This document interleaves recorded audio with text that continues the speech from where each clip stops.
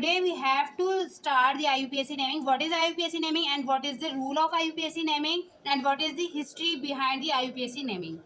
IUPAC naming, सबसे पहले हमें IUPAC नेमिंग स्टार्ट करने से पहले हमें ये पता होना चाहिए कि कुछ बेसिक टर्म्स आपको पता होनी चाहिए कि what is organic compounds and what is the full form of IUPAC naming and what is the history of IUPAC naming. What is the organic compound. Organic compound ऐसे कंपाउंड्स होते हैं जिसके अंदर कार्बन एंड हाइड्रोजन प्रेजेंट होते हैं. Carbon and hydrogen जिस भी compound में प्रेजेंट होंगे, this is called as the organic compound. IUPAC naming की फुल फॉर्म पर अगर हम जाएं तो IUPAC नेमिंग की फुल फॉर्म आती है international unit of pure and applied chemistry. ये कब डिस्कवर किया गया था? 1958 के अंदर ये एक यूनियन काउंसिल ने किसी भी ऑर्गेनिक कंपाउंड को नेमिंग करने के लिए एक स्पेशल मेथड को डिस्कवर किया था जिसको हम IUPAC नेमिंग कहते हैं. IUPAC नेमिंग स्टार्ट करने से पहले हमें इसके रूल्स पता होने चाहिए. तो IUPAC नेमिंग के 6 रूल्स हैं. हम one by one every rules हम यहाँ पर डिस्कस करेंगे. First rule of IUPAC naming हमारे पास आता है rules of IUPAC naming.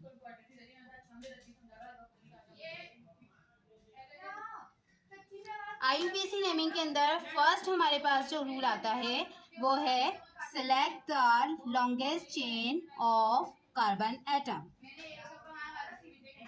Select the longest chain. There are 4 rules of IUPAC naming.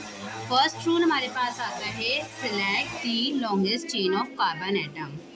हमें ऐसी चेन सिलेक्ट करनी है जिसके अंदर मैक्सिमम कार्बन एटम प्रेजेंट हो.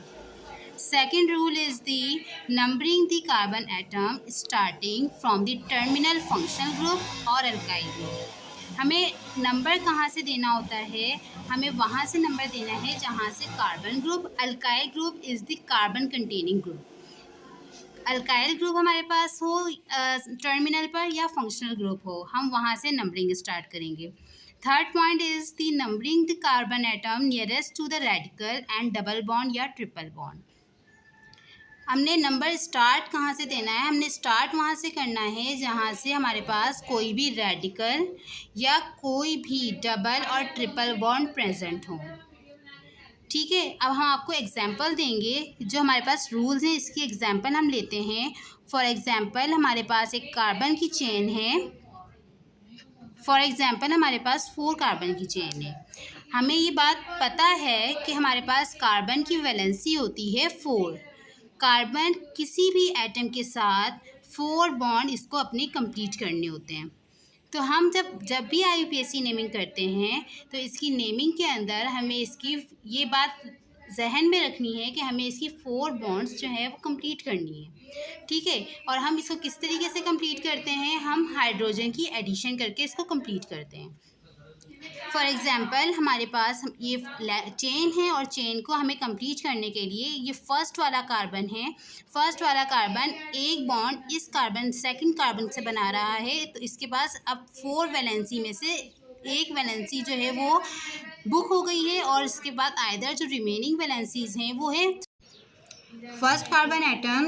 जो हमने अभी बताया आपको फर्स्ट कार्बन एटम है, ये एक बॉन्ड हमारे पास सेकंड कार्बन से बना रहा है. 3 वैलेंसी इसके पास खाली हैं, तो 3 वैलेंसी हम जिसकी कंप्लीट करेंगे वो हाइड्रोजन एटम से करेंगे. तो यहाँ पर 3 हाइड्रोजन लग जाएंगे. अब हमारे पास ऐसे ही सेकंड कार्बन जो है, सेकंड कार्बन एक बॉन्ड हमारा बना रहा है कार्बन फर्स्ट एटम से, एंड जो सेकंड बॉन्ड बना रहा है वो थर्ड कार्बन से बना रहा है. तो इसके पास जस्ट 2 वैलेंसी रहती हैं, वो हम यहाँ पर हाइड्रोजन एटम से इसको फिल कर देंगे.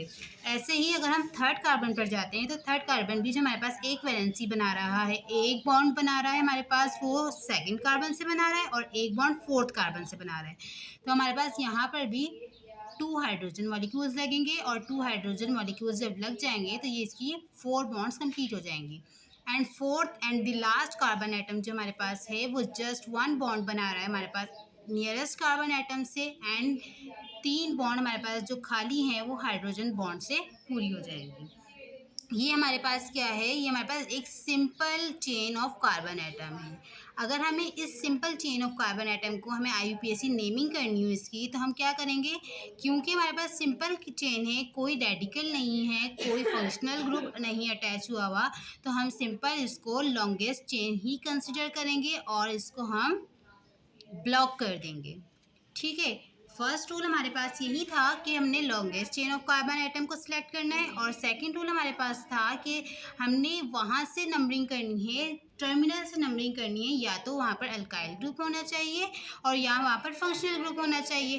अब अल्काइल ग्रुप हमारे पास लास्ट में प्रेजेंट है CH3, हम यहाँ से नंबर करेंगे 1 2 3 एंड 4।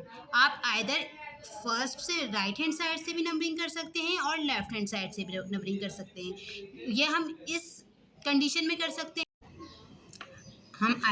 हम राइट साइड से और लेफ़्ट साइड से कहीं से भी नंबरिंग स्टार्ट कर सकते हैं। क्यों? क्योंकि हमारे पास यहाँ पर कोई डबल बॉन्ड, ट्रिपल बॉन्ड और कोई फंक्शनल ग्रुप प्रेजेंट नहीं है। ठीक है, अब हमने सबसे पहले हमें ये पता होना चाहिए कि हम इसकी नेमिंग के अंदर कौन कौन से प्रीफिक्स एंड कौन यूज़ करते हैं। ठीक है, क्योंकि यहाँ पर हमारे पास कोई डबल बॉन्ड नहीं है। अगर हमारे पास IUPAC नेमिंग में all single bonds are present, तो इसको हम कहते हैं N. N refers to the alkanes. All alkanes in which single bond are present is called as the alkanes, और इसकी नेमिंग के अंदर हम यूज़ करते हैं एन्स। ठीक है, अब हमारे पास हमने ये देखना है, अगर हमारे पास 1 कार्बन की चेन होती है तो हम उसको कहते हैं मिथ एन, सेकेंड कार्बन इथ एन,